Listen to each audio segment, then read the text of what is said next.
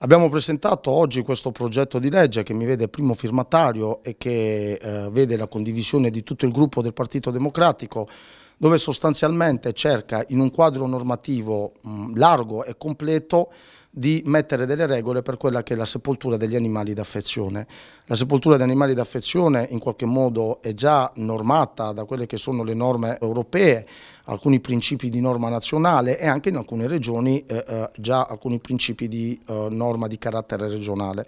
Noi sostanzialmente su questo progetto di legge fatto da 4 articoli chiediamo in primis che si possano destinare, i privati e le associazioni possono destinare dei pezzi di terreno per fare sepolture per animali, ovviamente nel massimo rispetto di quelle che sono le normative igienico-sanitarie, le normative comunali e devono per l'appunto essere autorizzati sia dalle ASL che dai comuni.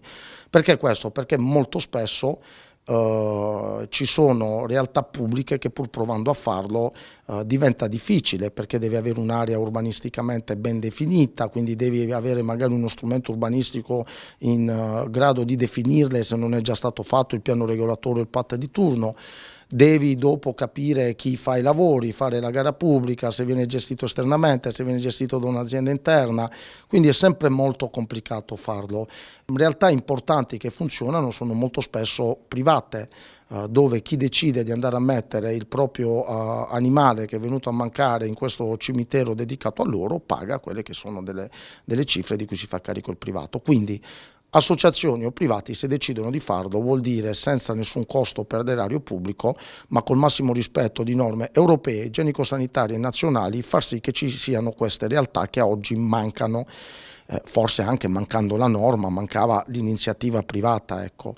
Un altro articolo prevede che ci si possa avere nella tomba di famiglia o nella propria bara le ceneri dell'animale estinto. È un passaggio molto importante, lo dicevamo prima, ognuno di noi ha degli animali, quando vengono a mancare questi vengono cremati e dopo di noi, insomma, magari i nostri figli, ma sicuramente i nostri nipoti non conserveranno ancora queste ceneri, no? Quindi ci troveremo che prima o poi queste non si sa come dovranno essere in qualche modo messe da parte. In questo modo, se uno lo vorrà, nessuno è obbligato, può dire che il compagno che l'ha accompagnato durante la vita lo può anche accompagnare in un momento successivo per far sì che dopo magari 20 anni quelle ceneri non vengano buttate nel bidone, cosa oltretutto vietata.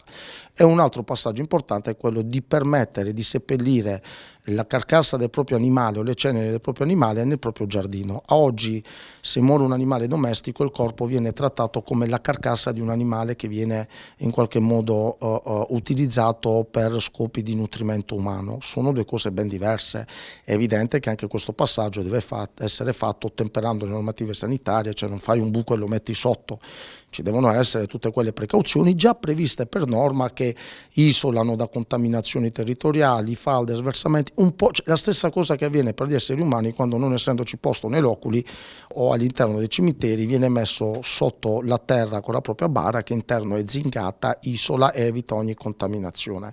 Quindi questo è il cardine del nostro progetto di legge che ci auguriamo vada avanti in maniera condivisa, visto che abbiamo visto che ci sono altre sensibilità molto vicine a noi e che mettiamo a disposizione di tutto il Consiglio per un lavoro unito e trasversale. L'importante è raggiungere questo obiettivo e, come altre regioni hanno fatto, dotarci di uno strumento di civiltà che non è di nicchia, attenti, non è un provvedimento per gli animalisti, perché più di metà famiglie forse hanno un animale domestico, cane, gatto, criceto, uccellino e quant'altro, quindi voglio dire è un problema che riguarda tutti. Ecco.